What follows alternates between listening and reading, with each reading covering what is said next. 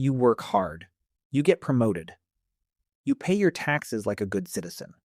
And every April, you watch a chunk of your income disappear, gone, before you even had a chance to spend it. Now picture this. A guy worth $12 billion pays a lower effective tax rate than his secretary. Not because he cheated, not because he broke any laws, because he learned something that most people never explain. And once you understand it, you're going to feel two things at the same time. Furious that nobody told you sooner, and genuinely excited because this changes everything. Let's talk about why rich people don't sell their assets, and why instead they borrow against them. Here's the thing that messes most people up. We are taught from a very young age that the way you make money is simple. You work, you earn, you get paid, you spend. That's the loop. And look, that loop works.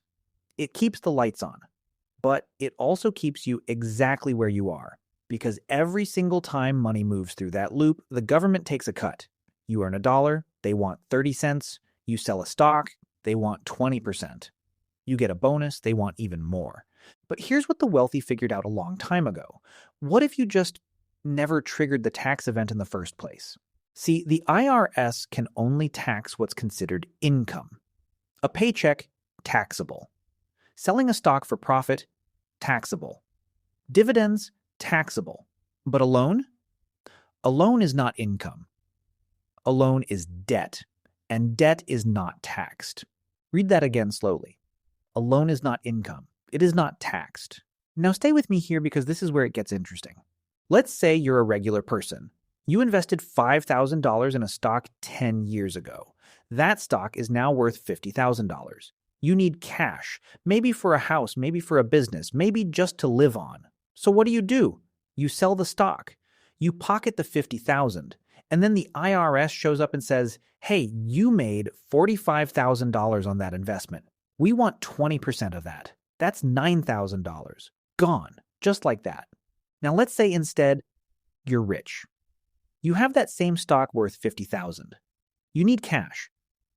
But instead of selling, you walk into a bank and you say, I've got $50,000 in assets. Give me a loan against it. The bank says, sure. They hand you $30,000, maybe $35,000.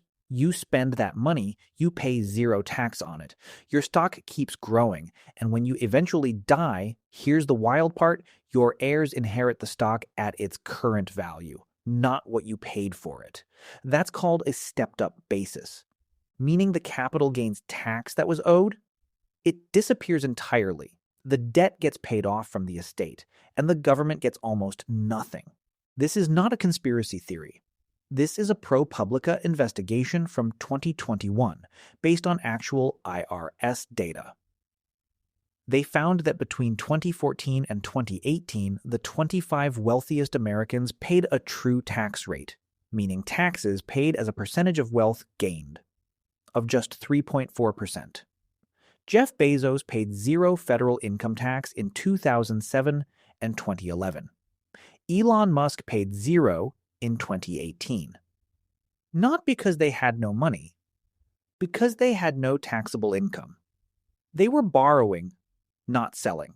Let me put this in terms that are just completely impossible to misunderstand. Imagine your house is worth $500,000 and you bought it for $200,000. You've got $300,000 in gains sitting there. Now you need $50,000 for something. You have two options. Option one, you sell the house, pay your taxes on the gains, lose a significant chunk, start over. Option two, you take a home equity loan. The bank gives you $50,000 against the value of your house. You spend it. No tax, no selling. Your house keeps appreciating. You pay back the loan over time, often at a low interest rate that, by the way, can sometimes be deducted. That's it. That's the strategy. The asset grows. You borrow against the growth. You live off the loan. You never sell. You never trigger the tax. And your wealth compounds underneath you like a machine that nobody can touch. This is why Warren Buffett has famously said his tax rate is lower than his receptionist's. He's not bragging. He's explaining a structural reality that exists inside the tax code, a reality that was, by the way, not designed for people like you and me. It was designed with input from people who had everything to gain from making it this way. Now look, I want to be honest with you here. I'm not going to pretend this is a strategy you can implement tomorrow if you're starting from scratch. The borrow never sell strategy works because the assets exist first. The wealth has to be there before the borrowing makes sense.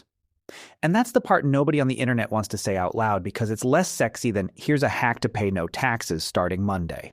But here's what is actionable for you right now. And this matters.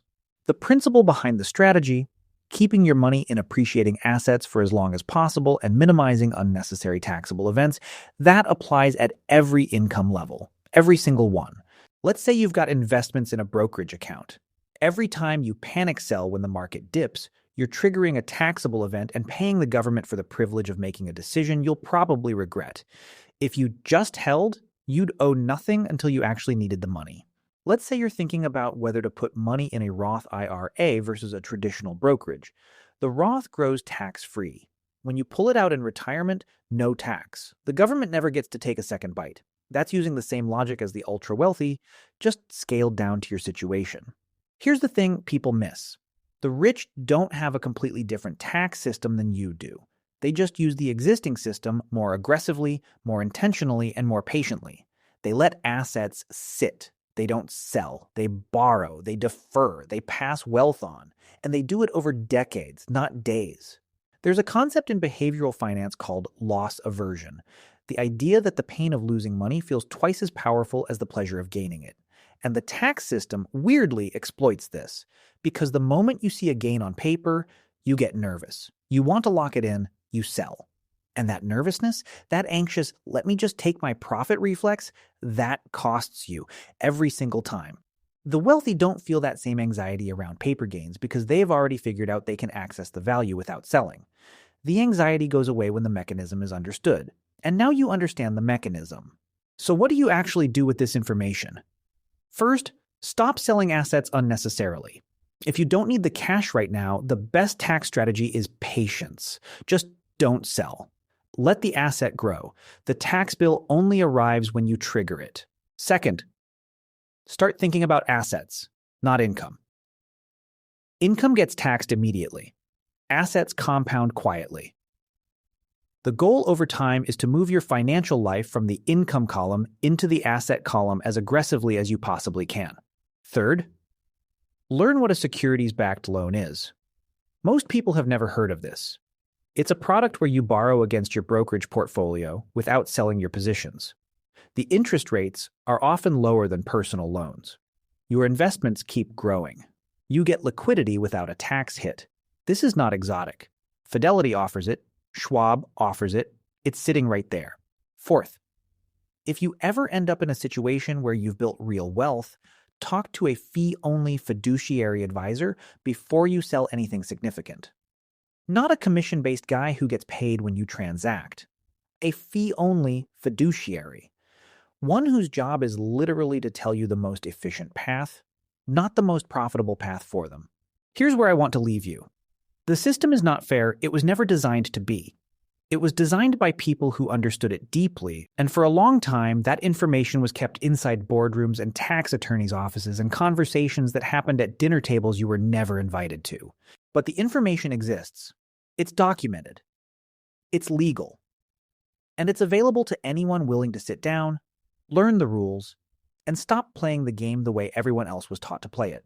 You don't need to be a billionaire to start thinking like one.